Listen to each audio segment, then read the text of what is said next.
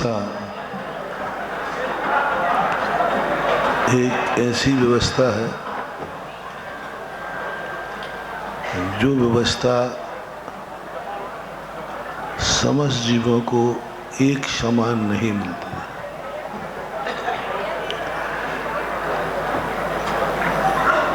सभी जीवों को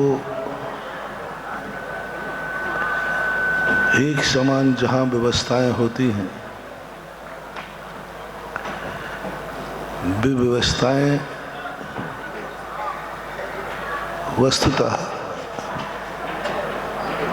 प्रशंसनीय नहीं होती हैं। जो व्यवस्थाएं मजबूरी में होती हैं, कर्म के अधीन होती हैं, वे व्यवस्थाएं कितनी भी अच्छी क्यों न हो, कितनी भी श्रेष्ठ क्यों न हो, लेकिन वो प्रशंसनीय नहीं होती। राष्ट्रपति आता है, कलेक्टर कितनी भी अच्छी व्यवस्थाएं बनाए, लेकिन व्यवस्थाएं सरकारी मानी जाती हैं। ऐसे ही इस सृष्टि में आप लोगों के जीवन में जो व्यवस्थाएं हैं, ये व्यवस्थाएं कर्म के अधीन हैं। स्वर्ग भी कर्म के अधीन है। यहाँ से अच्छी व्यवस्थाएं वहाँ हैं, लेकिन वहाँ की स्थितियाँ प्रशंसनीय नहीं है। देव ना तो कल्याण कर सकते हैं, न उनके कल्याणक हो सकते हैं। इसलिए कल्याणक मनाने के लिए देवताओं को भी स्वर्गों से नीचे उतर करके मनुष्यों के बीच में आना पड़ता है, क्योंकि वहां ना तो कल्याण है और ना कल्याणक है। सौधर्मेंद्र, कुबेर आदि, सनत कुमार, महेंद्र आदि, ब्रह्म, ब्रह्मोत्तर, लांतव, कापिष्ठ, शुक्र, महाशुक्र, सतार, सहस्रार, आरण, अच्युत आदि ये सब स्वर्गों के देवता बहुत वैभववान होते हैं, लेकिन वो सब कुछ उनके हाथ में नहीं है। उनके अतीत के किए हुआ पुरस्कार है। पुरस्कार में मिला हुआ वैभव शोभा का पात्र बन सकता है, उपयोग का नहीं। पुरस्कार में ऐसी वस्तुएं दी जाती हैं जो उपयोग में नहीं आती, वो शो पीस में आती है। पुरस्कार शील्ड आदि जब जिसको मिलता है, उसका कोई मूल्य नहीं होता, कोई जीवन में काम नहीं आता। मात्र एक रखा रहता है जिसको देखकर अहंकार आता है। पुरस्कार देख करके अहंकार आता है, मैंने ये पुरस्कार जीता है। इसी प्रकार अतीत भाव के पुण्य के कारण जो वैभव मिलता है, उसमें अहंकार आता है। मैं कितना पुण्यात्मा हूं कि मैं इतने वैभव के साथ मेरा जन्म हुआ। और जो दुख कर्म के कारण आते हैं, वे दुख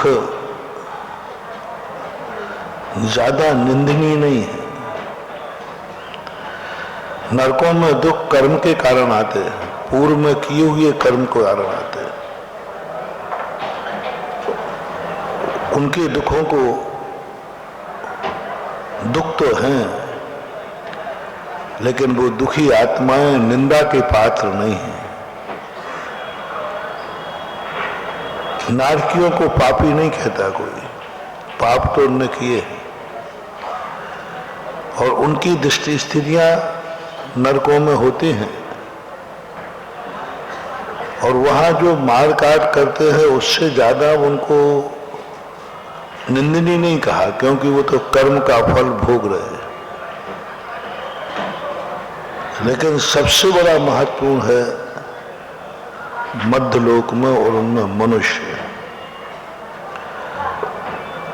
मनुष्य से ही मोक्ष क्यों होता है? मनुष्य पर्याय में आकर के ही तीर्थंकर क्यों मोक्ष जाते हैं? स्वर्गों से मोक्ष क्यों नहीं? क्यों जन्मना पड़ा आज भगवान को भी? इतने शक्ति संपन्न होकर आज इन्हें एक किसी की गोद में शरण क्यों लेना पड़े? बड़ा विचित्र दृश्य है। जैन दर्शन की यह परिभाषा बड़ी विचित्र है। इतना शक्ति संपन्न, जगत का पालनहारा, जगत का भगवान, और आज एक 9 महीने मां के गर्भ में कैद रहा, इतना बड़ा शक्ति शरीर बाना व्यक्ति आदिनाथ सर्वार्थ सिद्धि से आए थे। महावीर स्वामी 16वें स्वर्ग अरुणच्युत से अच्युत स्वर्ग से आए थे। बहुत शक्ति थी, वज्रसन नाराज संगन था, सब कुछ था। लेकिन प्रकृति कहती है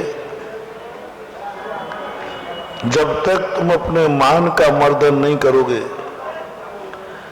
जब तक तुम संसार के सबसे छोटे नहीं बनोगे, तब तक तुम संसार के सबसे बड़े नहीं बन सकते। बड़े बनने के लिए छोटे बनना, अपने अहंकार को तोड़ना, अपने जीवन को ऐसे बनाना कि जैसा लगे कि मेरा क्या है यहां, कुछ भी नहीं। दूसरा कारण, जब पराई वस्तु होगी तो तुम्हें अहंकार कम आएगा कि ये तो पर का दिया हो।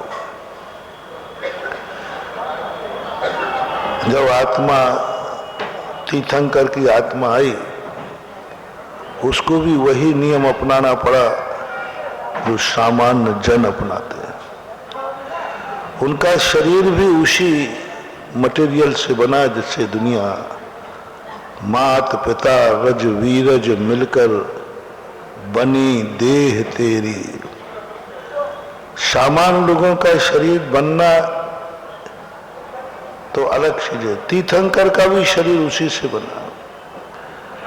कोई देवता इनकी वीआईपी व्यवस्था नहीं कर सके। देवताओं ने कोई इनका वीआईपी कोटा नहीं रखा। प्रकृति कहती है कि हे देवताओं, मेरी प्रक्रिया में आपका कोई हस्तक्षेप नहीं है। 9 महीने तक भगवान का उच्छिष्ट सेवन किया। मां का खाया हुए भोजन से ही इनके शरीर का निर्माण हुआ। प्रकृति ने कोई पक्षपात नहीं किया। गर्भ में रहने तक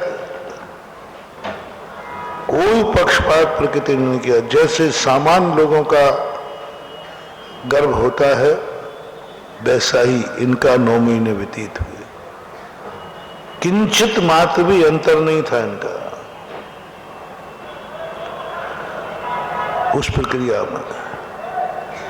लेकिन उस प्रक्रिया को भी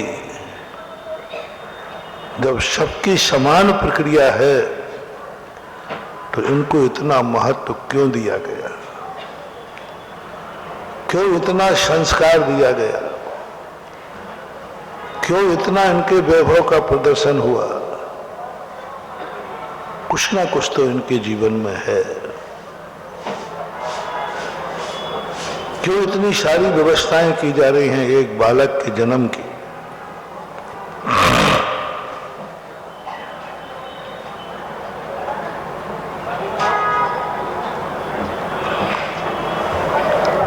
कल्याणक मनाया 2 दिन से, ठीक है, छोटे रूप में मनाया। पंच कल्याणक शुरू हो गया था, इसलिए मनाना तो था ही। शुरू नहीं होता तो कानपुर का पंचाणक अभी भी टल जाता,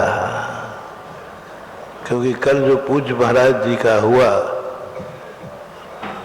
उसके बाद तो टल जाता। लेकिन गर्भ में आने के बाद अब गर्भ में ज्यादा दिन भी तो नहीं रोक सकते। जन्म के बाद दीक्षा टाल देंगे, केवल ज्ञान टाल देंगे, लेकिन गर्भ नहीं टाला जा सकता। गर्भ का समय तो जो निश्चित होता है, उसके बाद यदि बालक गर्भ में रहता है तो बालक को भी खतरा है और माँ को भी खतरा है, ऐसा आप लोग बताते हैं, डॉक्टर बताते हैं। एक कुछ देर के लिए भी नहीं रख सकते, उसके सिस्टम प्रकृति में। इसके बाद बालक को नियम से बाहर आना ही है यदि उसको बचना है तो। इसलिए आज भगवान का जो जन्म हुआ, इन व्यवस्थाओं को देखते हुए, क्या ये व्यवस्थाएं, अब यहां जो व्यवस्थाएं मध्यलोक में की जाती हैं, कर्म से व्यवस्थाएं नहीं होती हैं, अवस्था से व्यवस्था होती है। जो अवस्था से व्यवस्था होती है वो व्यवस्था पुण्यशाली मानी जाती है। वो व्यवस्था स्वयं को बचाती है और दूसरों को पुण्य में कारण बनाती है। हमारे पूज्य आचार्य महाराज कहा करते हैं कि अवस्था यदि तुम्हारी सही है तो व्यवस्थाओं के संबंध में सोचना नहीं। व्यवस्था जो अवस्था के अनुसार होगी, वह व्यवस्था तुम्हारे लिए भी दोषों से मुक्त करेगी, और जो तुम्हारी व्यवस्था करेगा उसका भी कल्याण ही होगा। एक व्यवस्था व्यक्ति अवस्था के अनुसार नहीं करता, व्यवस्थाएं करना है तो करता है, वहां ड्यूटी है, वहां उसको व्यवस्था करना ही है, कोई नहीं टाल सकता।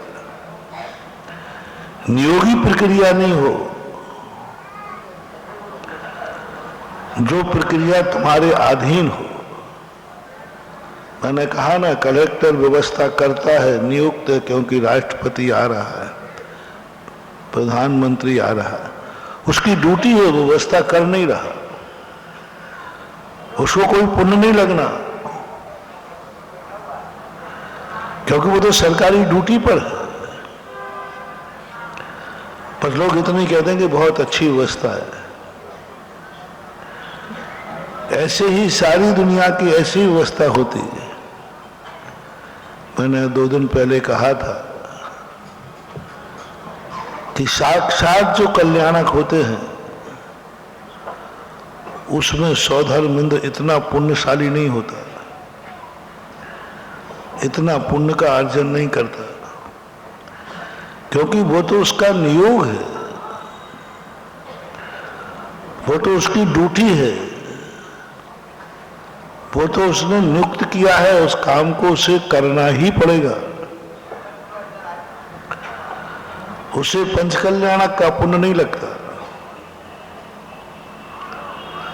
पंचकल्याणक का पुण्य नहीं लगता उसको, सौधर्मिंद्र को, जो स्वर्गों का सौधर्मिंद्र, क्योंकि वो कलेक्टर के समान ड्यूटी पर है,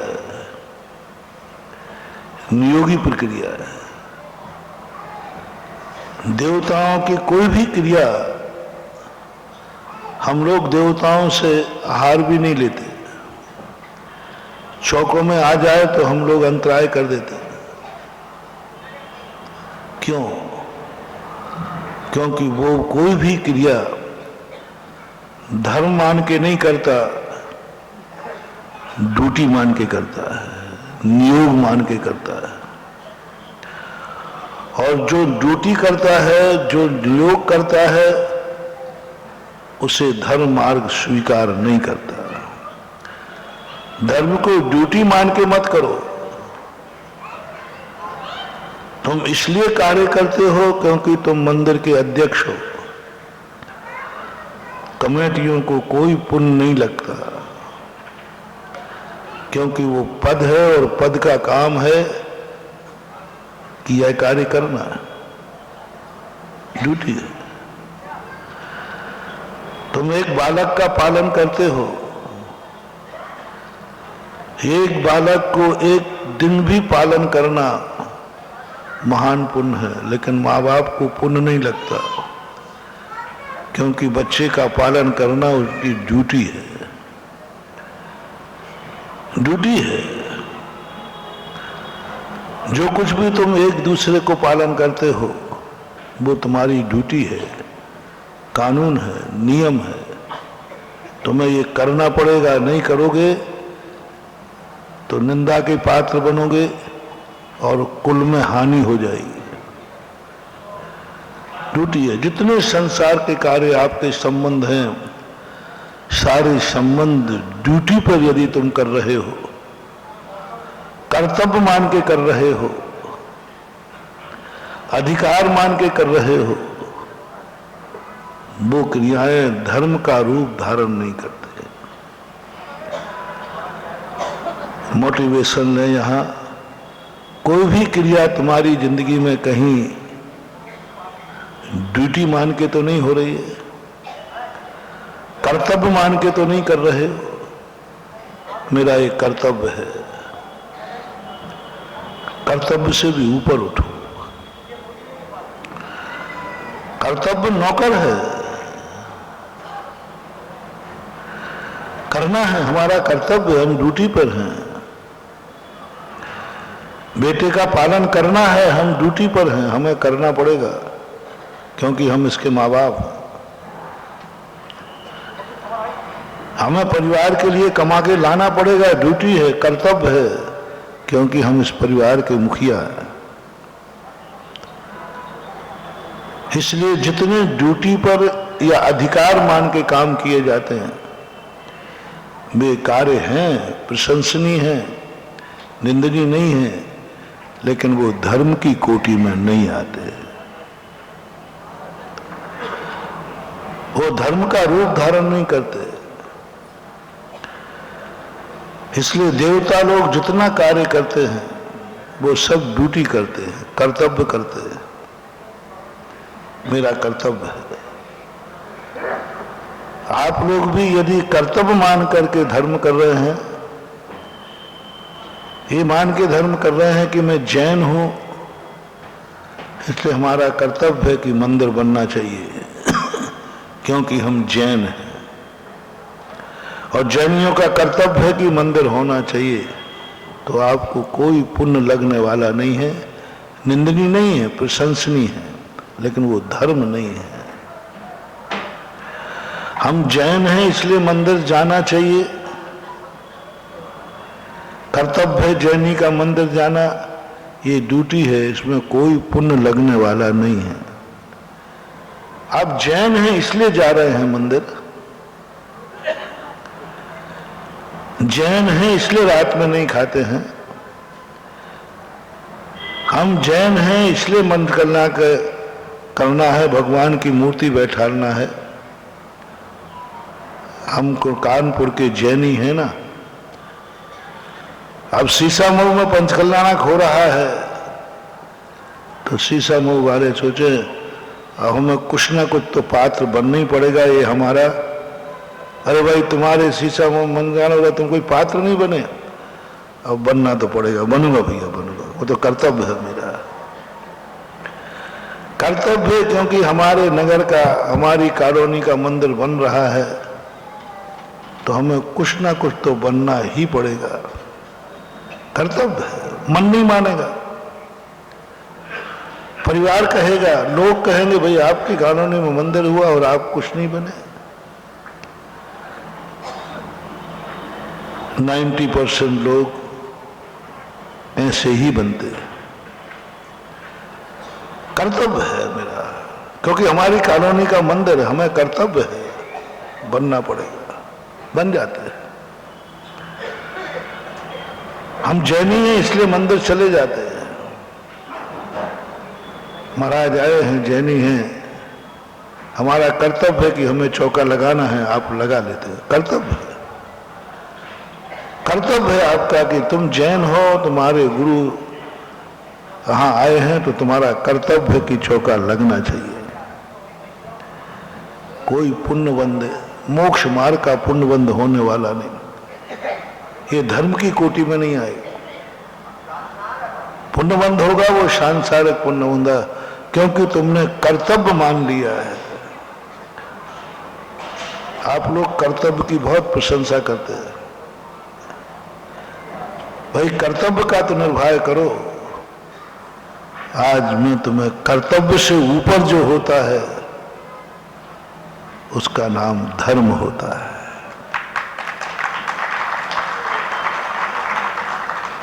धर्म कर्तव्य नहीं, ड्यूटी नहीं। मैं जैन हूं इसलिए जिनेंद्र के पास नहीं जा रहा हूं, ये जिनेंद्र हैं इसलिए मैं इनके पास जा रहा हूं। तुम जैन हो इसलिए मंदिर जा रहे हो कि ये जिनेंद्र हैं इसलिए मंदिर जा रहे हो? अंतर समझना। सामान तो एक ही कहते, ये जैनियों का मंदिर है। हाँ, मैंने तो नहीं देखा, कितनी दादागिरी है। मंदिर जिनेंद्र देव का और कहते हो जैनियों का मंदिर है। जैनियों के गुरु हैं,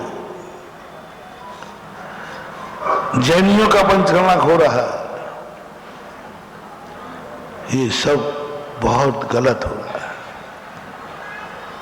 पंचकल्याणक जैनियों का नहीं हो रहा है, जिनेंद्र देव का हो रहा है। जिनेंद्र देव का हो रहा है। हम मंदिर इसलिए नहीं जा रहे कि हम जैनी हैं, हम इसलिए जा रहे हैं कि ये जिनेंद्र हैं। जैनी मान के जाओगे तो कर्तव्य आएगा, और जिनेंद्र मान के जाओगे तो धर्म आ जाएगा।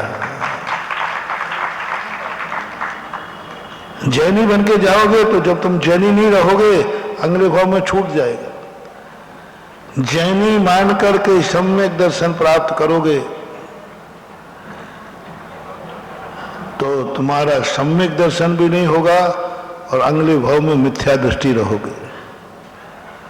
और जिनेंद्र मान के जाओगे तो कहीं भी जन्मोगे वहीं तुम्हारा सम्यक दर्शन सुरक्षित रहेगा, क्योंकि तुमने जिनेंद्र को, जिनेंद्र हैं इसलिए मैं जा रहा हूं। शीशामऊ का पंचकर्णक, कानपुर के पंचकर्णक नहीं कर रहे हो, कानपुर का पंचकर्णक नहीं हो रहा है, जिनेंद्र देव का पंचकल्याणक हो रहा है। कानपुर का पंचकर्णक होता तो मैं तो पंचकल्याणक में पहली बात आते ही नहीं। अब गुरु आज्ञा दे दें तो आ जाता, लेकिन कल स्टे लगा देता। कह देता भाई मेरे पूज्य आचार्य महाराज समाधि हो गई है, अतः उसके कारण से मैं तुम्हारे पंचकल्याणक में शामिल नहीं हो पाऊंगा। कानपुर से पंचकल्याणक से हमारे गुरु का महत्व ज्यादा है।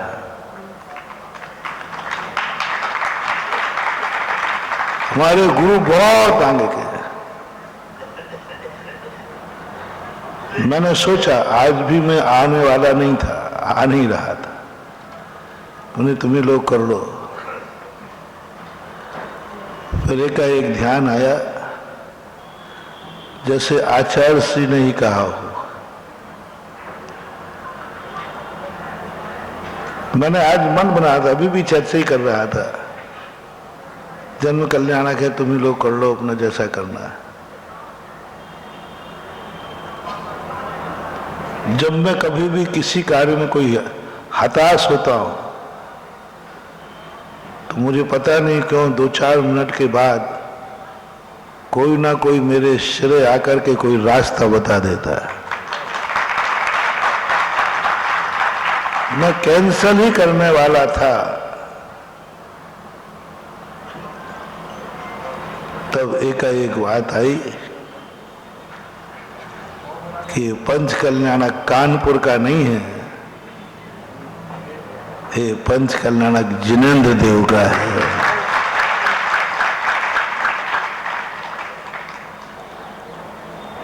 हमने ऐसा सुना था, आचार्य श्री के सामने भी सुना था कि आचार्य श्री पहले बहुत शुरू की बात है, 1973-74 की बातें होंगी। आचार्य श्री 2 कल्याणक में जाते नहीं थे, स्टेज पे ही नहीं जाते।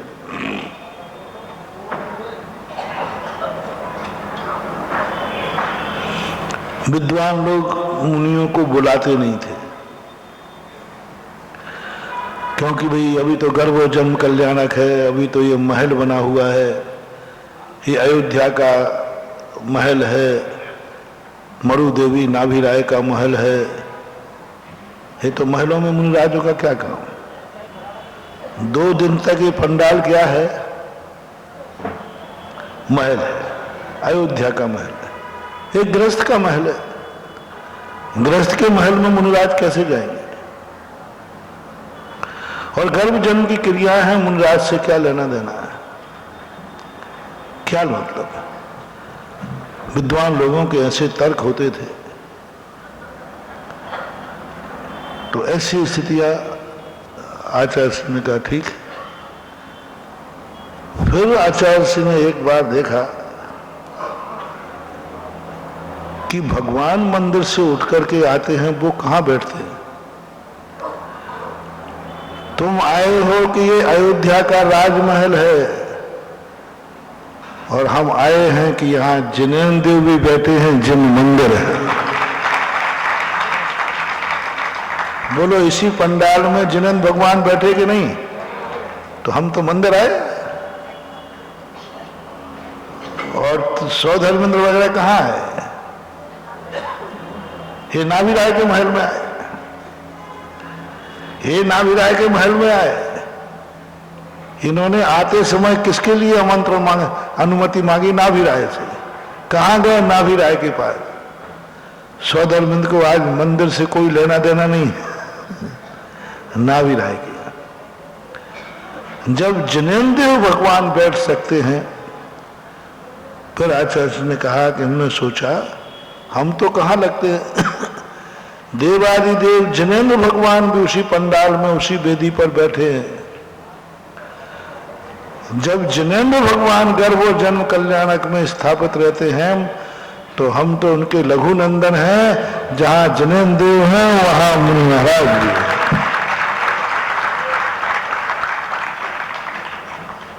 तब ये बात आई। तो फिर उसके बाद आचार्य ने कहा अपन तो जिनेंद्र देव के दर्शन करने जा रहे हैं, जिनेंद्र भगवान बैठे अपने, हो रहा होगा गर्भ कल्याणक जन्म कल्याणक, भगवान जिनेंद्र बैठे, और जिनेंद्र हैं तो जिनेंद्र तो समर्थ, हर समय जिनेंद्र देव तो विचारनी माननी होते।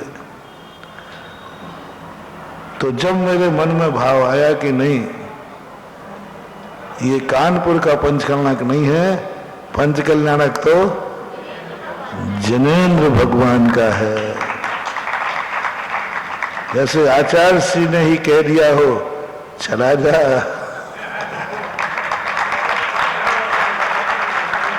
ये भगवान का पंचकल्याणक है, और भगवान के पंचकल्याणक को तो तेरे गुरु भी मानते हैं और सब कुछ है।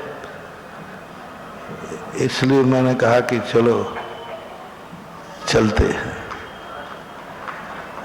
अब देख लीजिए कैसी व्यवस्था बनता है।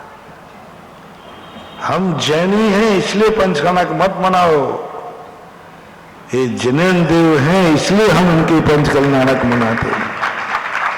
अवस्था के अनुसार व्यवस्था हो।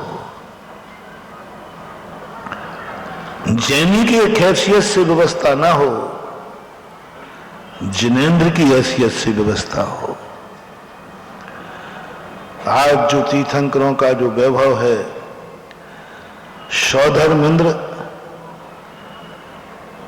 अपनी हैसियत से व्यवस्था कर रहा है कि भगवान की हैसियत से व्यवस्था कर रहा है। सारे देवता अपना हैसियत से व्यवस्था कर रहे हैं या भगवान की हैसियत से व्यवस्था कर रहे हैं? भगवान की हैसियत से। उनकी क्या होगा? सौधर्मेंद्र यहां जो आया वो नियोग से आया, कर्तव्य मान के आया, लेकिन जब उसने 1000 आंखें बनाता है, ये नियोग नहीं है, ये अवस्था के अनुसार उसने व्यवस्था बनाई। बस यही क्षण इंद्राणी के लिए महत्वपूर्ण हो जाती है। यही क्षण ड्यूटी है, कर्तव्य है, नियोग है कि तुम्हारा आनंद अंदर से उमड़ रहा है। सच्ची बस इस समय यदि नियोग मान करके भगवान को लाई है कि अपना नियोग है, भगवान को प्रसूतिका में लाओ, प्रसूतिका से लाओ और इंद्र को सौंप दो। नियोग है, ड्यूटी है नहीं।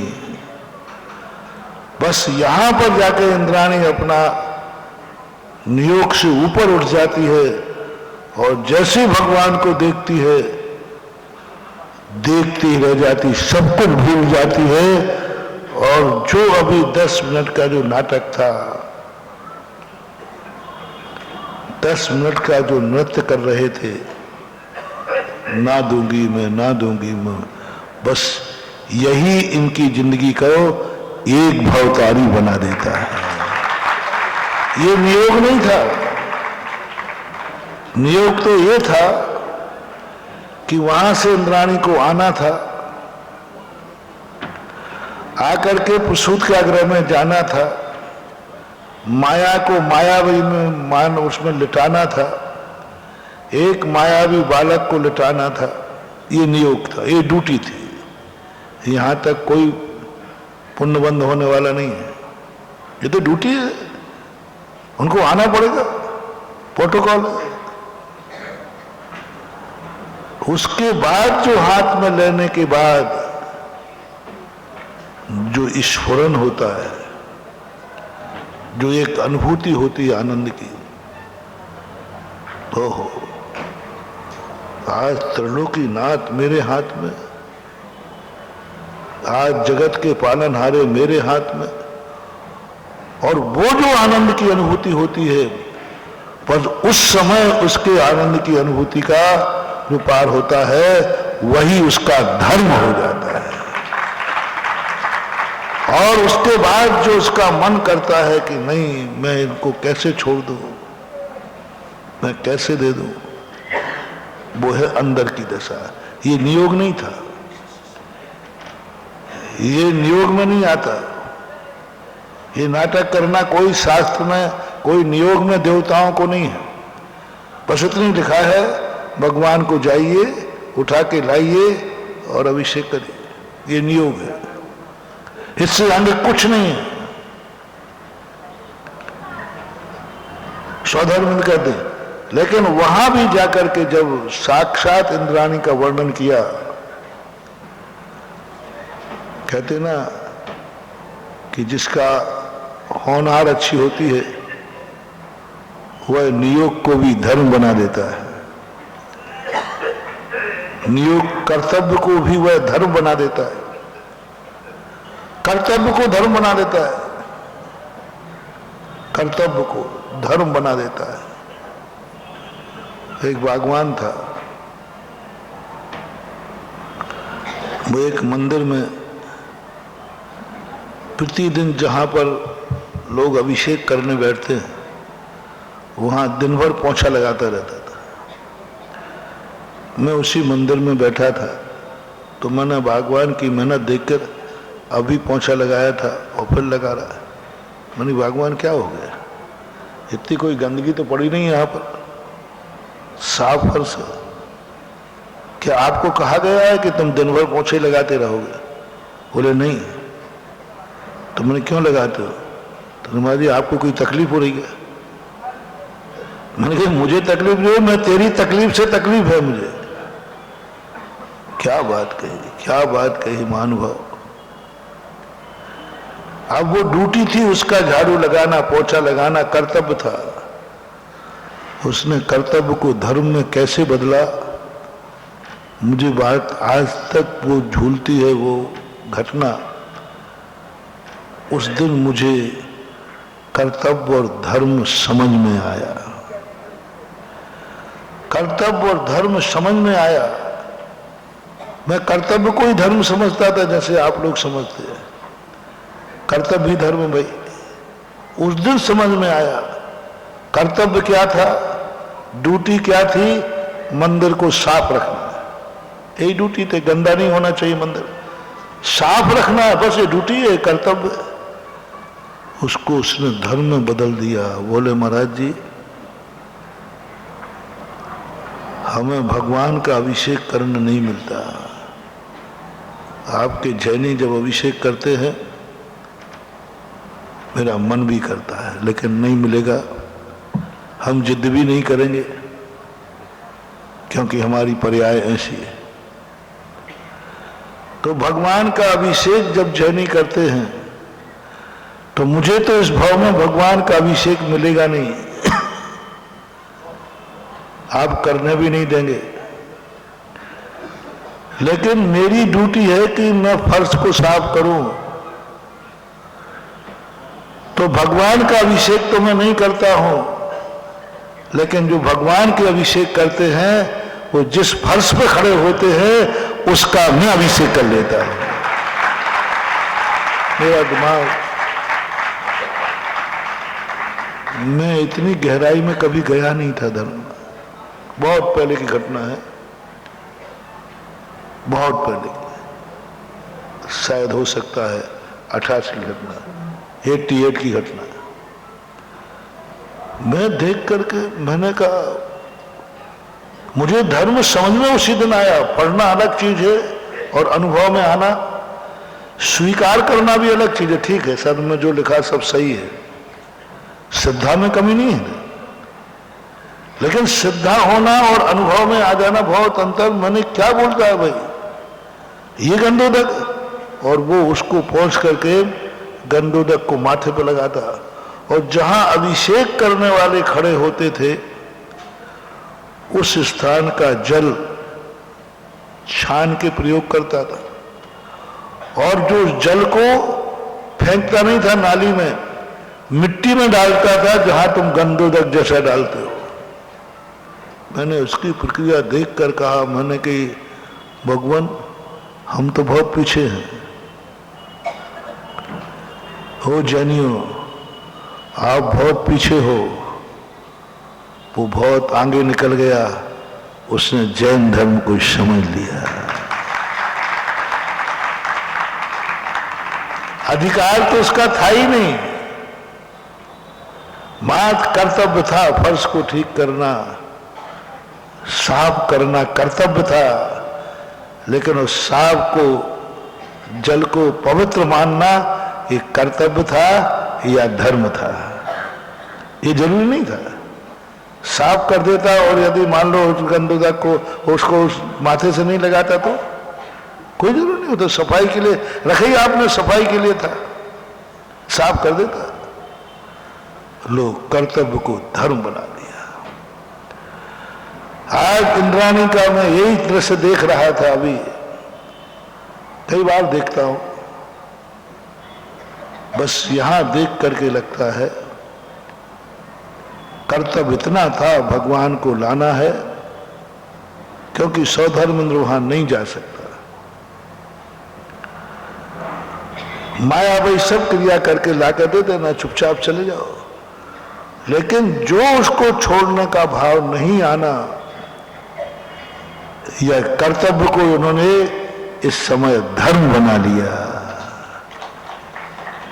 और ये घटना घटती है साक्षात इंद्राणी के जीवन में भी। वहां जो पूज्यवर जिनसेन स्वामी ने वर्णन किया कि इंद्राणी तो ड्यूटी करने आई थी, कर्तव्य करने आई थी, नियोग था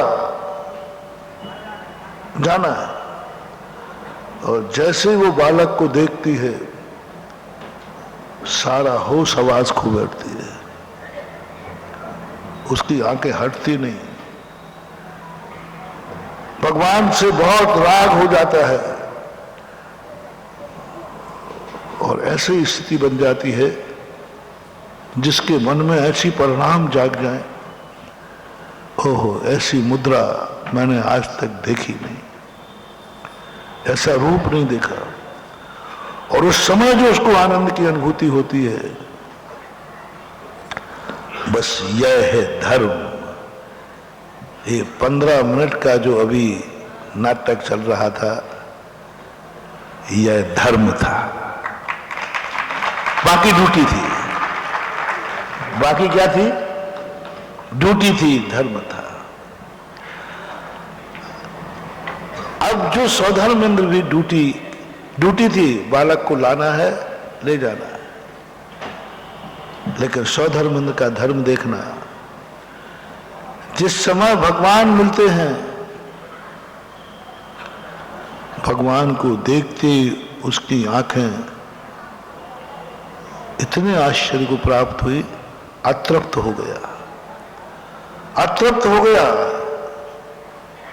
हालांकि बालक को जब समय जन्म लिया था, अवधि ज्ञान से वहीं जान लिया था। देवता अवधि ज्ञान से जान लेते, देवताओं को कोई पर्दा मर्दा नहीं होता, देवताओं को कोई पर्दा नहीं होता, कुछ नहीं।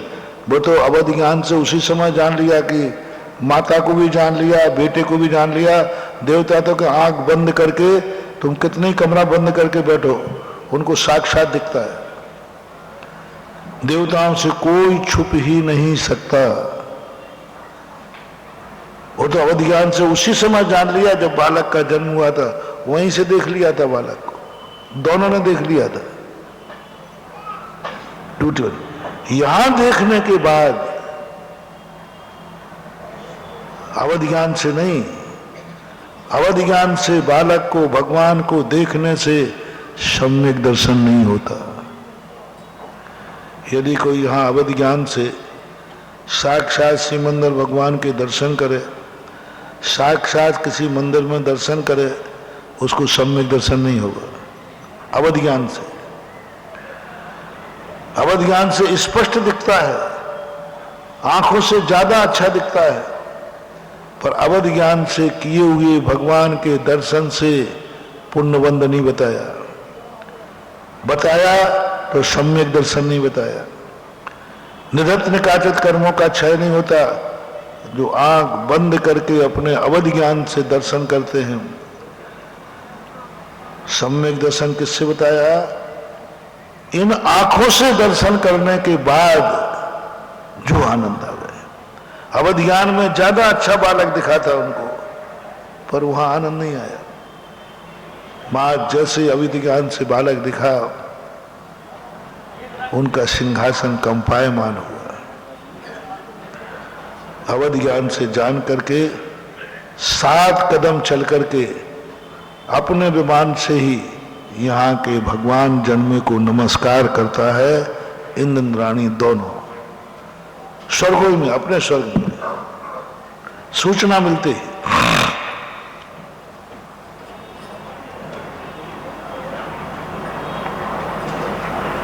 उसके बाद अवधि ज्ञान जब आंखों से उसने देखा, अवधि ज्ञान जो आनंद की अनुभूति हुई। अब देखना, यहां धर्म शुरू होता है। कर्तव्य, ड्यूटी धर्म में परिवर्तित हो गई कि वो तो समझ आया था इंद्राणी उद्दंडता कर रही है, इंद्राणी कर्तव्य जो खो चुकी है, ऐसा भगवान ने क्या रखा? अवधि ज्ञान से देख लिया था उस समय तो इसने कोई हट नहीं की। अवधि ज्ञान से देखा था बालक को, तब इसने नहीं कहा कि भगवान बहुत अच्छे हैं, भगवान बहुत सुंदर है। उस समय इसने नहीं कहा कि मैं भगवान को लेने के बाद ध्यान रखना तुम्हें दूंगी नहीं, पसीना दिला दूंगी। कह सकती थी, अवधि ज्ञान वहीं हुआ था। भगवान इतने अच्छे हैं। आंखों से देखने के बाद जो अनुभूति हुई, सौदामिंद्र ने जैसे ही आंखों से देखा, ओहो, अब पता चला सची क्यों नहीं दे रही थी।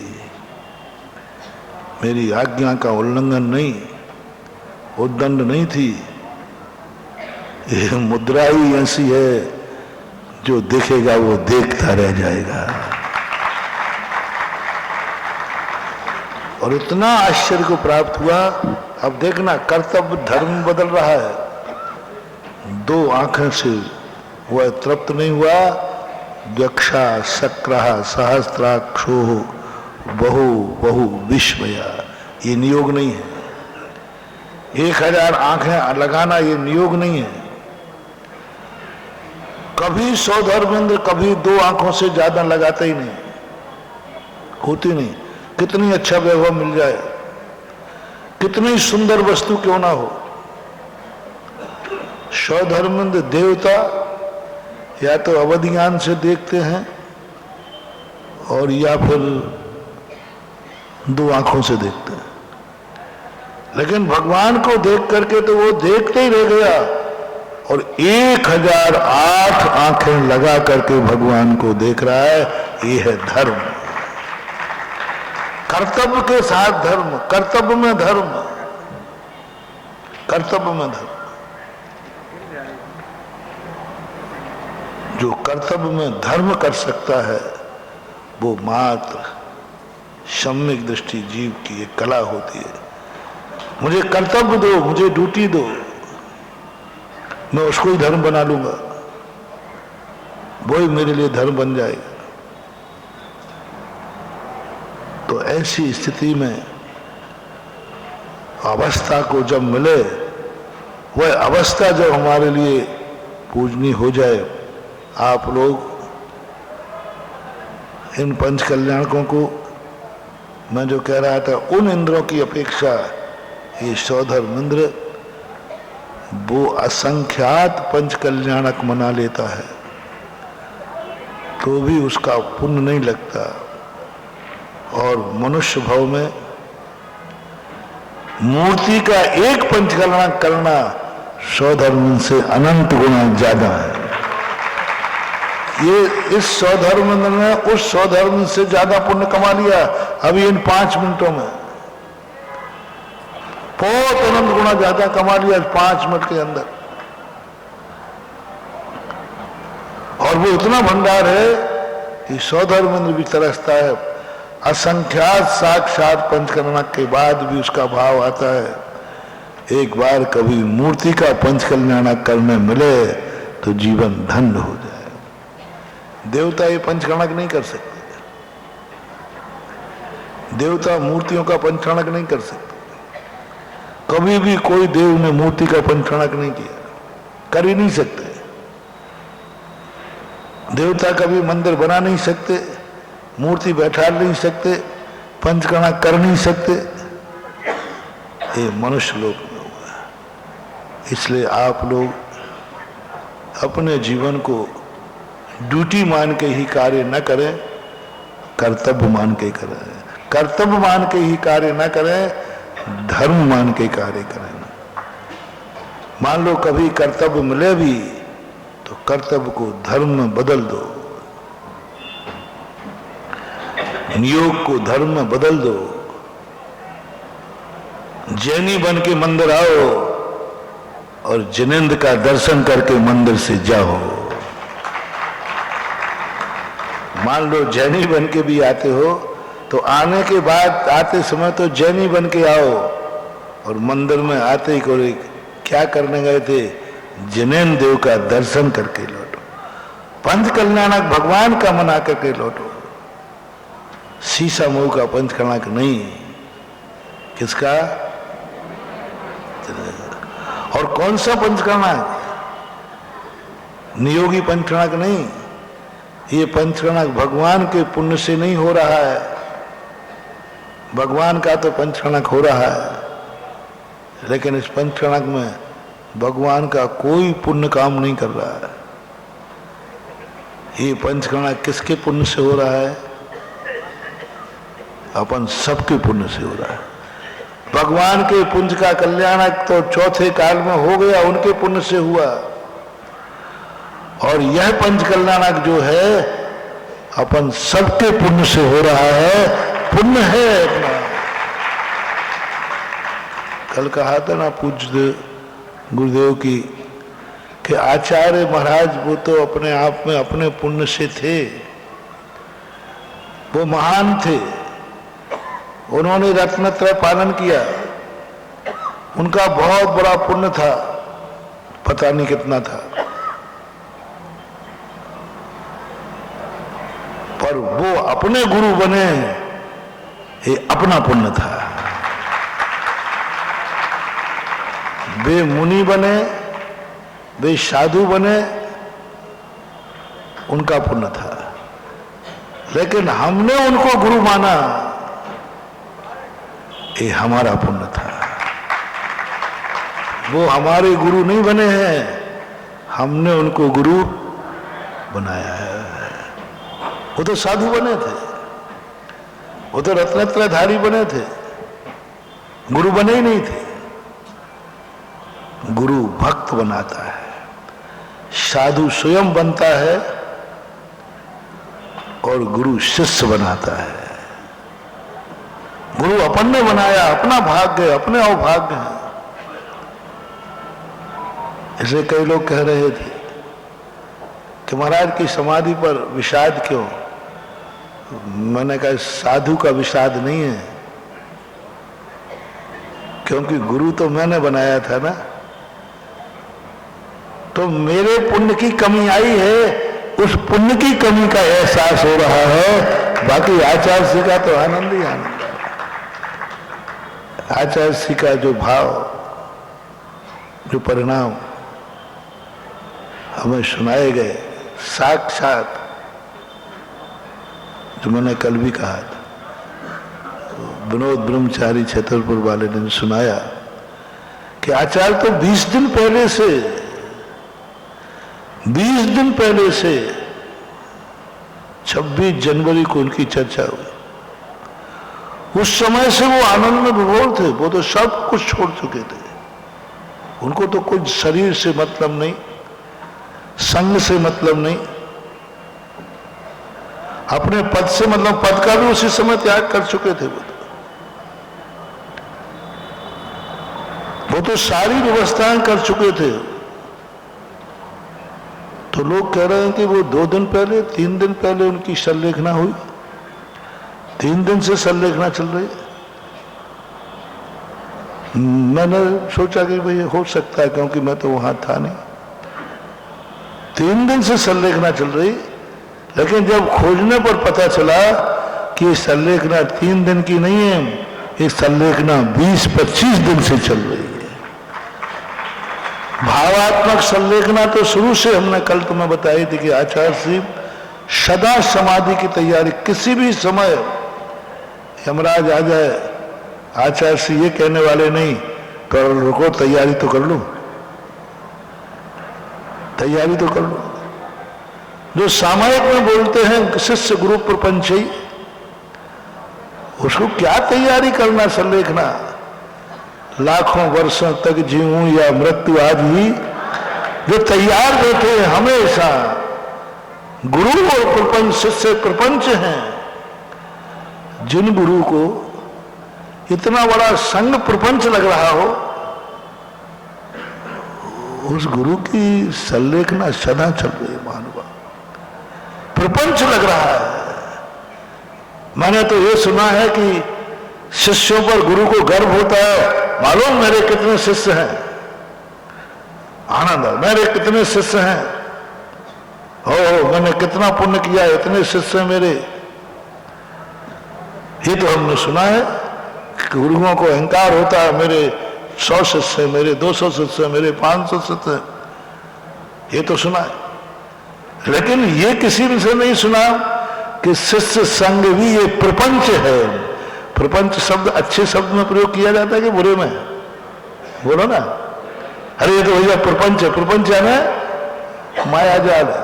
आचार्य ने सन 1982 में कह दिया ये शिष्य बंधना ये सब प्रपंच है। प्रपंच वो शब्द कल से ही मेरे लिए घूम रहा है, इतने दिनों में याद नहीं आया। इतने दिन के बाद कल याद आया कि गुरु महाराज तो 1982 से संलेखना की तैयारी कर रहे थे। जिनको शिष्य प्रपंच दिख जाए और वो शिष्यों से कहे शिष्य गुरु प्रपंच है, तो मेरे मुंह में भी मत अटकना, मैं भी तुम्हारे लिए प्रपंच हूं। अपन को तो समझ में बात आती नहीं, कैसे आएगी? यदि मैं तुमसे भी कहूं अरे गुरु भगवान सब प्रपंच है और महाराज जी आपको होंगे मेरे लिए, तो अपन को समझ में नहीं आती थी। गुरु को कैसे प्रपंच मान लो? गुरु शिष्य गुरु प्रपंच है, गुरु भी प्रपंच है, शिष्य भी प्रपंच है। ये बात जिनके मन में हो, गजब सोच, वह व्यक्ति सदा संलेखना के लिए तैयार रहते। और जब पता चला मुझे, महानुभाव 2 दिन पहले नहीं, उनकी संलेखना उसी दिन शुरू हो गई थी जिस दिन उनको एहसास हुआ कि बीमारी असाध्य। और उन्होंने 20 दिन पहले जिस ब्रह्मचारी का नाम लिया था ना, विनोद ब्रह्मचारी छतरपुर वाला, उसके सामने जो भाव व्यक्त किए, जो उनका डिस्कशन हुआ, वो डिस्कशन बड़ा भाग्यशाली है वो ब्रह्मचारी, बड़ा पुण्यात्मा है वो ब्रह्मचारी, जिसके ने अपनी चर्चा के माध्यम से गुरु की अंतस चेतना उजागर कर दी। मैं उसको इसलिए महत्व दे रहा हूं क्योंकि हमें गुरु की इतनी बड़ी भावना कैसे पता चलती? हम तो यही कहते कि 2 दिन पहले 3 दिन पहले महाराज ने अन्न जल त्याग दिया, 2 दिन से संलेखना चालू हुई। हम कैसे कहते थे? कितना बड़ा अपराध हो जाता, कितना बड़ा अपराध हो जाता कि गुरु महाराज ये सब कुछ जो तुम 2 दिन 3 दिन 4 दिन 5 दिन पहले कह रहे हो, वो 20 दिन पहले हो चुका है और अपन को पता नहीं था। कितना बड़ा अपराध अपन से हो जाता, कितना बड़ा अपराध चूक जाता। मैं तो कल ही से सोच रहा हूं, काश वो ब्रह्मचारी आचार्य के पास न जाता और वो खुलते नहीं, क्योंकि साधु का कोई भरोसा नहीं। हमारे आचार्य जी तो वैसे ही सदा अनियत बिहारी रहे हैं, जहां रुकना नहीं हो वहां महीनों रुक जाए और जहां जरूरत हो विहार कर दे। जहां हजारों लोग बैठे हो वहां रुके नहीं, और जहां कोई भी चिड़िया भी नहीं है वहां चतुर्मास कर ले। अनियत सोच, किसके सामने कब क्या कह दें, ये अनियत विचार कहलाता है। अनियत आहार, अनियत विहार, अनियत सब कुछ अनियत था उनका। दीक्षा देना भी अनियत, सब कुछ अनियत था, कुछ भी नियत नहीं था उनकी जिंदगी में। उनके विचार भी अनियत थे, कब क्या विचार बोल दें वो कुछ नहीं कह सकते।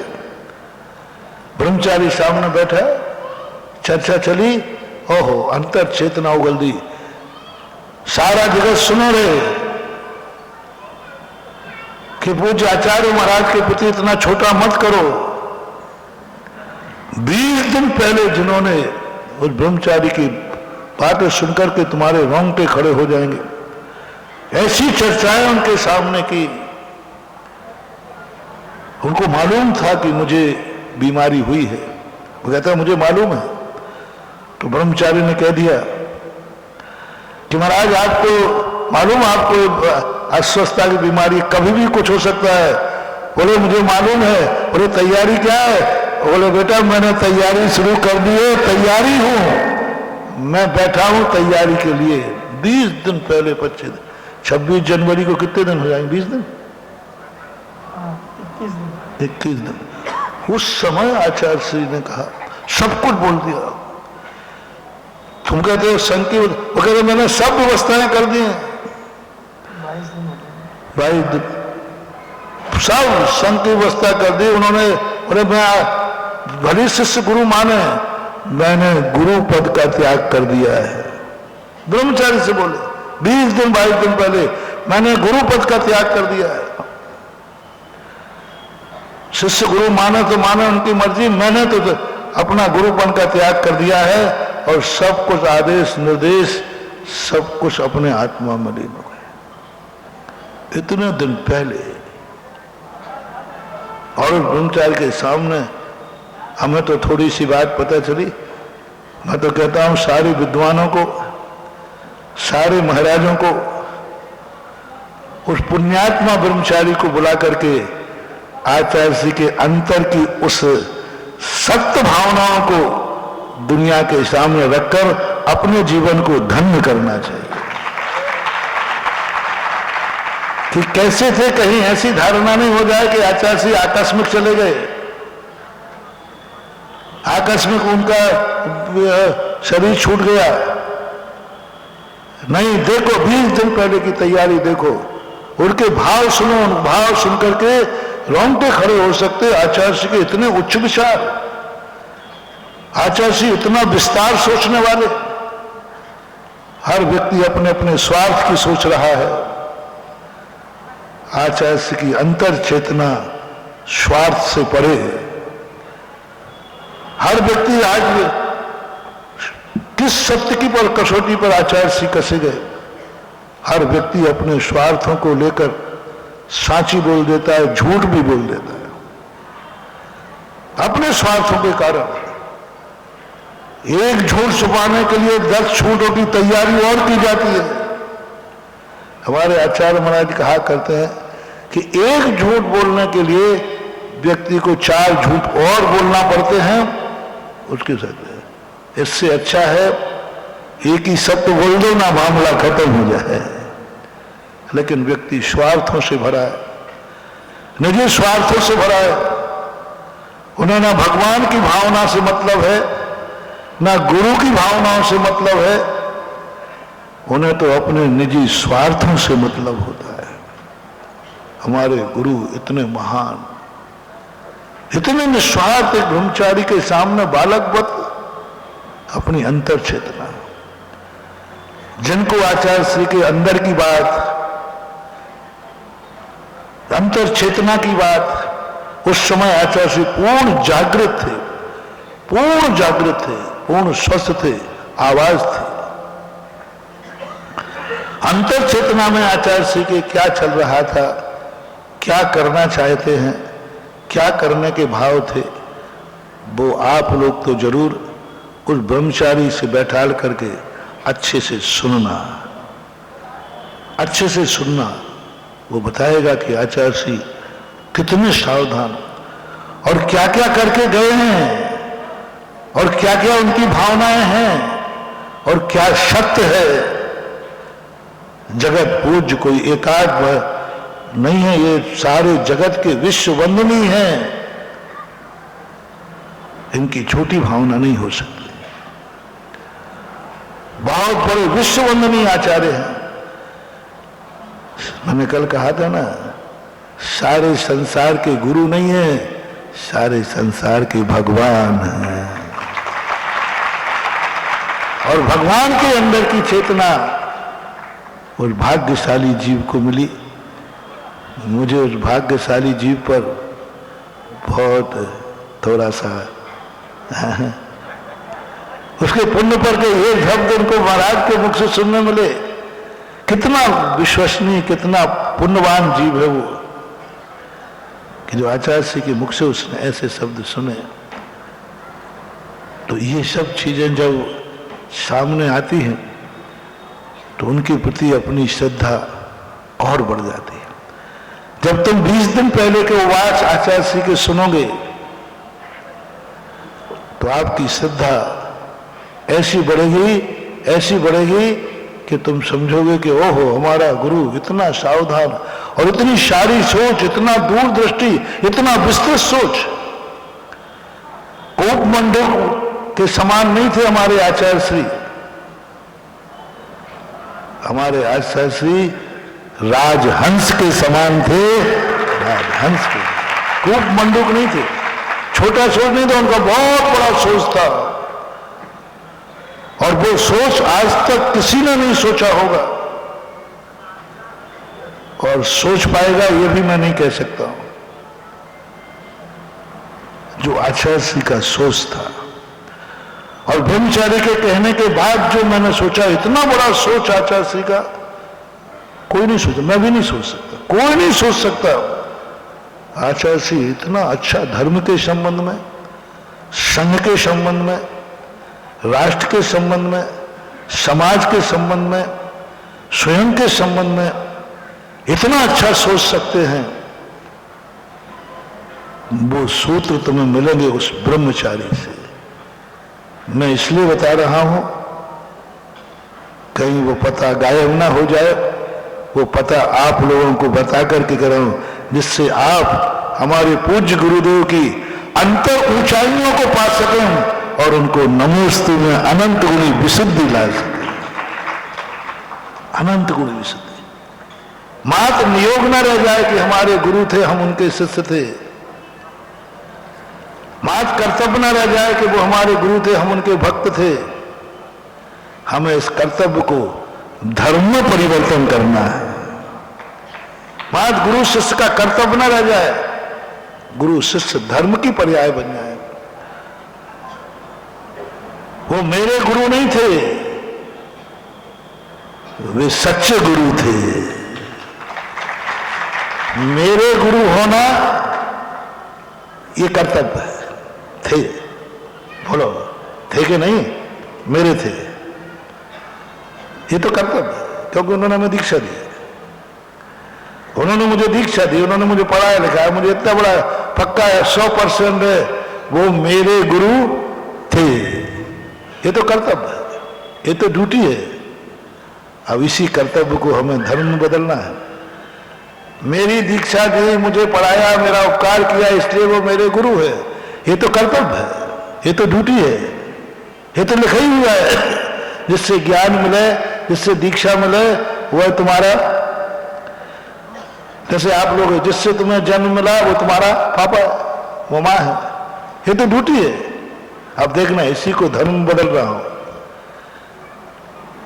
मेरी दीक्षा दी, मेरे पढ़ाया, वो मेरे लिए उपकारी है, इसलिए मेरे गुरु है, नहीं, मैं इसको धर्म में बदलता हूं। आज वो सच्चे गुरु हैं, यह धर्म हो गया। वो सच्चे गुरु हैं, इसलिए मेरे गुरु हैं। मेरे गुरु हैं इसलिए सच्चे नहीं हैं, समझना। मेरे गुरु हैं इसलिए सच्चे नहीं हैं, वो सच्चे गुरु हैं इसलिए वह मेरे गुरु। वो तो सच्चे गुरु थे, सच्चा गुरु बना उनके अंदर था। वो तो जगत के गुरु थे, अंतर चेतना के गुरु थे।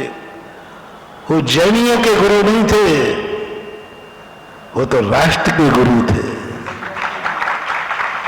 वो जैनियों को आशीर्वाद नहीं देते थे, वो तो राष्ट्र नेताओं को आशीर्वाद देते। कल प्रधानमंत्री का जो 2 शब्द थे, हमें बाद में जाके हम विनयांजलि सभा की बात बताया, मेरे रोंगटे खड़े हो गए कि नरेंद्र मोदी जैसा व्यक्ति, बहुत आगे का व्यक्ति है नरेंद्र मोदी, वो किसी से प्रभावित नहीं होता, लेकिन कल नरेंद्र मोदी भी 10 सेकंड के लिए स्तब्ध होकर उनका भी गला भराया। नेता कभी रोता होता नहीं, गले मले नहीं भरते, वो तो बहुत कठोर होते हैं नेता लोगों क्या। लेकिन कल देश के प्रधानमंत्री को भी आचार्य श्री का नाम सुनाते ही उनका गला भराया, और उसने एक बहुत मार्मिक शब्द कही। उन्होंने कहा कि वो किसी संप्रदाय के गुरु होंगे, लेकिन मेरा संबंध व्यक्तिगत संबंध है आचार्य विद्यासागर से, जातिगत नहीं, राष्ट्रगत नहीं, व्यक्तिगत संबंध है। जब भी मैं किसी उलझन में उलझता हूं, उनको याद करता हूं, 24 घंटे के अंदर मुझे उनसे कोई ना कोई संदेश आ जाता है। ये सब 24 घंटे में संदेश आ जाता है। अरे हम बोलते तो कहते कि महाराज ये आपकी श्रद्धा है, आप बोलते तो कहते आपकी श्रद्धा है, जैनी है। ये कौन बोल रहा है?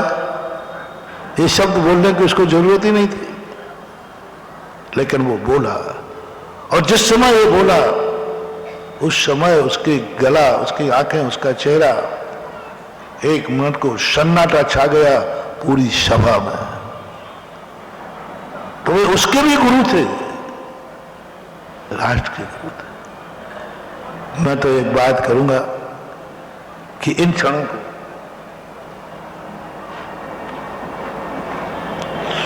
मैं तो एक बात कहूंगा, इन क्षणों को, जो क्षण आज कल से आनंद में आ रहे हैं, आचार्य श्री के बहुमान में, जो उनके में, बस सारा भारत से मेरा कहना है, जैन अजैनों से मेरा कहना है, जो संस्कार अपने अंदर गुरु के आ रहे हैं, जो अपना रोम रोम पुलकित होकर के और उनके ऋणों से उनके आशीर्वादों से, उनके उपकारों से जो अपन भरे जा रहे हैं, इन सबको कहीं ये उपकार एक दिन का रूप लेकर न समाप्त हो जाए, 2 दिन का रूप लेकर न समाप्त हो जाए। ये विनयान्जलि, ये श्रद्धांजलि मात्र एक दिन मनाकर खत्म नहीं हो जाए। आज प्रधानमंत्री से भी मेरा कहना है, नरेंद्र मोदी से, संसद से कहना है, विधानसभाओं से कहना है, भारत के विधायक सांसदों से कहना है, पूरे भारत की जनता जनार्दन से कहना है, जैनियों से कहना है, साधु संतों से कहना है, आचार्य श्री के इन उपकारों को संस्कृति में बदल दो और भारत रत्न की उपाधि से विभूषित करो।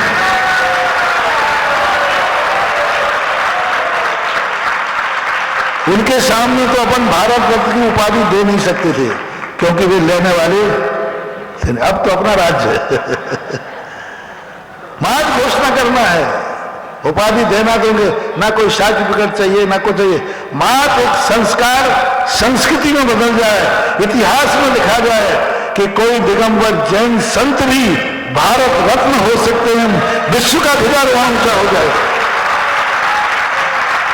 भारत रत्न वो बनते हैं जो पहले ग्रस्त होते थे।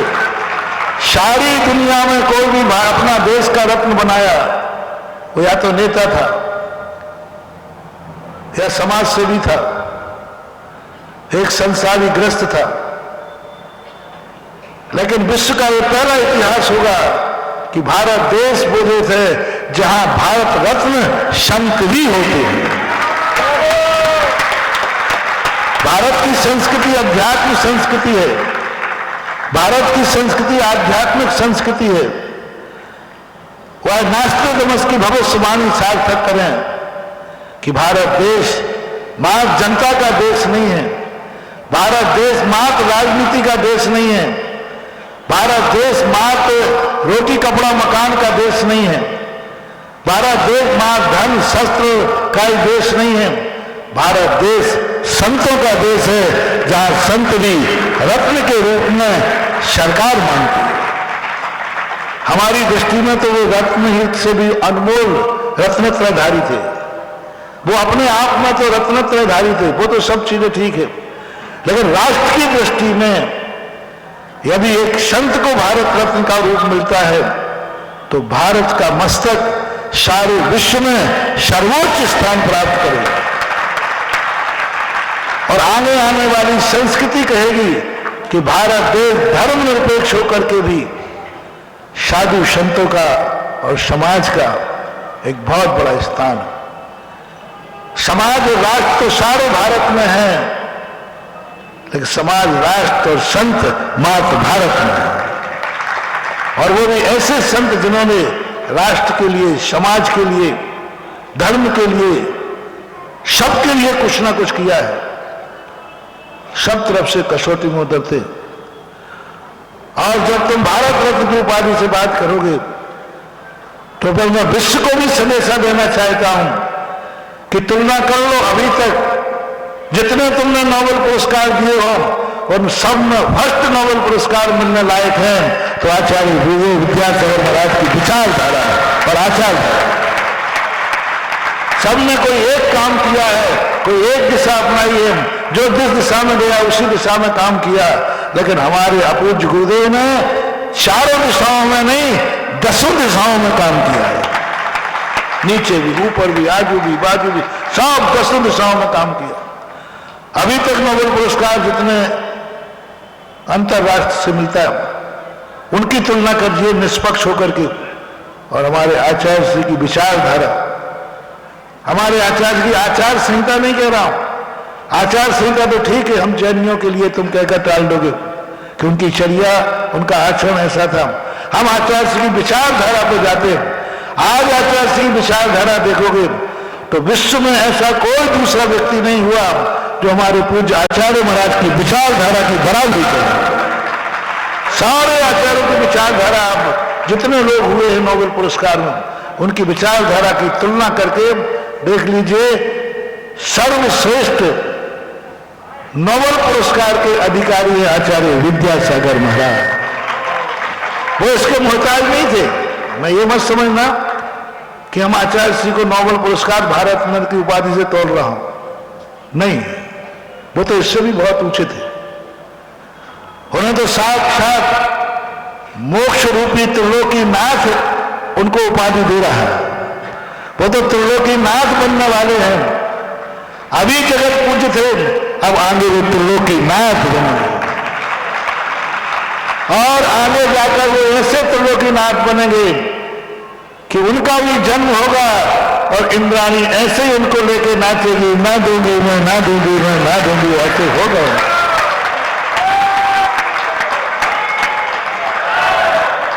उनके भी कहीं पंचकल्याणक होंगे क्योंकि उन्होंने कार्य ऐसे किए, उनके भी पंचकल्याणक होंगे। और ऐसी स्थिति को लेकर, लेकिन मैं इन उपहार पुरस्कारों से आचार्य श्री को या रत्नत्रय को तोड़ नहीं रहा हूं, वो तो सब बहुत ऊंचा है। मात्र संस्कृति बनाना तुम्हारा गौरव है, आचार्य श्री का गौरव नहीं, जैन धर्म का गौरव नहीं, हमारा तुम्हारा गौरव नहीं, इसके लिए नहीं कह रहा हूं। मात्र राष्ट्र का गौरव बढ़ेगा इससे, और मुल्क यदि देता है तो सारे मुल्क का गौरव बढ़ेगा। मुल्क को मस्तक उठाने का मौका मिलेगा कि मुल्क वो है जिन्होंने एक संत को भी उस विचारधारा में खड़ा देखा जिस विचारधारा में मानव का सर्वोच्च स्थान मिलता है। एक संत को उस विचारधारा में खड़े होना, एक संत की वह विचारधारा होना बहुत दुर्लभ मानव। संतों की विचारधाराएं आध्यात्मिक होती हैं,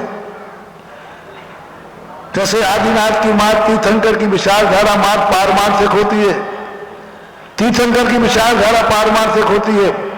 मात्र दुनिया में अनंत तीर्थंकरों में ऋषभदेव ऐसे हुए क्योंकि पारमार्थिक विचारधारा के साथ साथ सांसारिक विचारधारा, राष्ट्रीय विचारधारा, कर्म क्षेत्र की विचारधारा, आजीविका की विचारधारा पर मात्र 24 तीर्थंकरों में एक तीर्थंकर हुए ऋषभदेव, जो अपने तीर्थंकर के प्रोटोकॉल से हट करके षट कर्म की व्यवस्था बनाई। तीर्थंकर के प्रोटोकॉल में नहीं आता कि दुनिया की आजीविका सिखाना, राष्ट्र को राजनीति सिखाना, किसी के में नहीं आता, मात्र ऋषभदेव थे। ऐसा ही हजारों साधु संत हुए भगवान महावीर स्वामी के बाद। जैसे 24 तीर्थंकर में ऋषभदेव ने अपने प्रोटोकॉल से हट करके एक राष्ट्र को नई चेतना दी, षट कर्म दिया, ऐसा ही अभी तक हजारों मुनि आचार्य हुए, सबने अध्यात्म दिया, धर्म दिया, सिद्धांत दिया, लेकिन एकमात्र पहले आचार्य हुए विद्यासागर महाराज, जिन्होंने वह विचारधारा दी जो भगवान ऋषभदेव की विचारधारा थी। राष्ट्र के लिए दिया, समाज के लिए, सब तरफ से दिया। ये साधु संतों में ऐसी बहुगुणी, बहुउद्देशीय, बहु कल्याणकारी विचारधारा दुर्लभतम दुर्लभ होती है। इस विचारधारा के लिए साधु संत का इस विचारधारा के लायक खेत होता ही नहीं। इतनी बड़ी विचारधारा साधु के खेत में हो ही नहीं सकती, क्योंकि वो तो इतना आध्यात्मिक खेत होता है। वहां ये छोटे मोटे पौधे, राष्ट्रीय और समाज चेतना के पौधे बहुत बौने हो जाते हैं, बहुत बौने हो जाते हैं। बड़े पेड़ के नीचे छोटे पौधे नहीं उग पाते हैं। अध्यात्म कितना बड़ा पौधा है, धर्म कितना बड़ा पौधा है, जिस पेड़ के नीचे छोटे मोटे पौधे होते ही नहीं, हो नहीं सकते, हो नहीं पाते। लेकिन पूज्य आचार्य महाराज के अध्यात्म का वृक्ष ऐसा पौधा था जो स्वयं तो हरियाता रहा, उसके नीचे जितने छोटे मोटे पौधे थे वे भी हरे भरे बने रहे। राष्ट्र का पौधा हरा भरा बना रहा। अध्यात्म के खेत में राजनीति से क्या, राष्ट्र से क्या, क्या हथकरघा से क्या, क्या बच्चियों से क्या, क्या प्रतिभा स्थली से क्या मतलब था? ये छोटे मोटे पौधे हैं। अध्यात्म सबसे बड़ा पौधा है, और इस अध्यात्म के इतने बड़े पौधे के नीचे इतने छोटे छोटे पौधे भी हरे भरे बने रहे। ये मात्र आचार्य पूज्य गुरुदेव की कुशलता का परिणाम है। नहीं तो अध्यात्म का पेड़ जहां लग जाता है वहां सारे ये पौधे जितने होते छोटे मोटे सब गौण हो जाते, सब समाप्त हो जाते, सब मर जाते हैं। आप देखना बड़े बड़े पौधों के पेड़ों के नीचे कोई घास फूस भी नहीं उगती। ऐसे अध्यात्म बहुत बड़ा पौधा है, उसके नीचे कोई छोटे मोटे पौधे उत्पन्न हो ही नहीं सकते, विचार ही नहीं आएंगे, कोई बोता भी नहीं। लेकिन पूज्य गुरुदेव का अध्यात्म वृक्ष में क्या विशेषता थी कि उन्होंने हर छोटे मोटे पौधों को भी हरा भरा करने का प्रयास किया। उन्हीं अध्यात्म के पौधे से गिरता हुआ पानी उन पौधों का पोषण कर गया।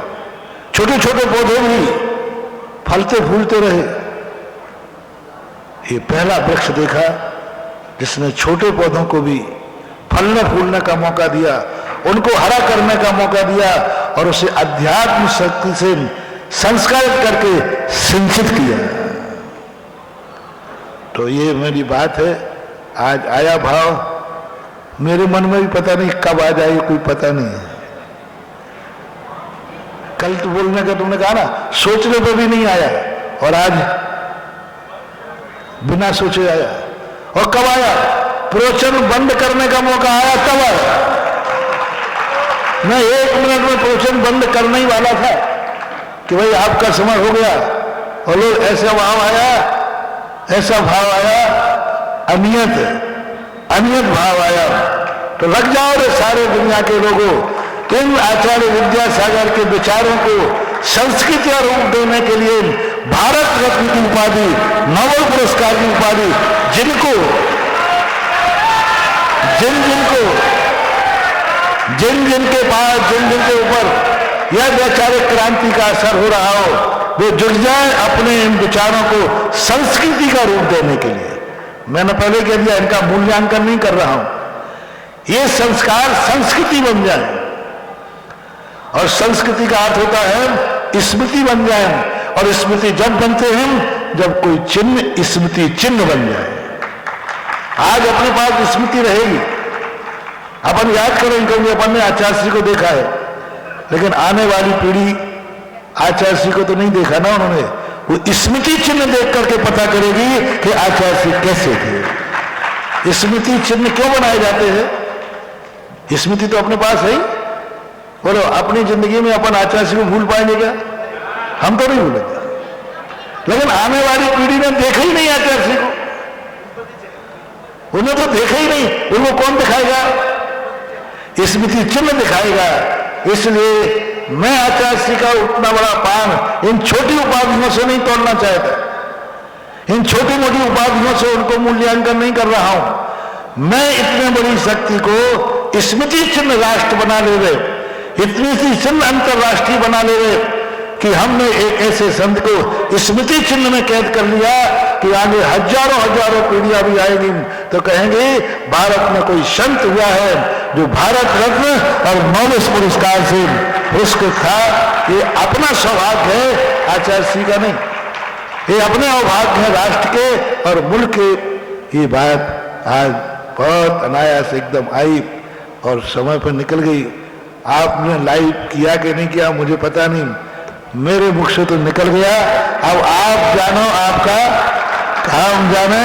मेरा काम जितना था मैंने कर दिया, आगे अब आपका काम है, राष्ट्र का काम है, मुल्क का काम है। महावीर भगवान की जय।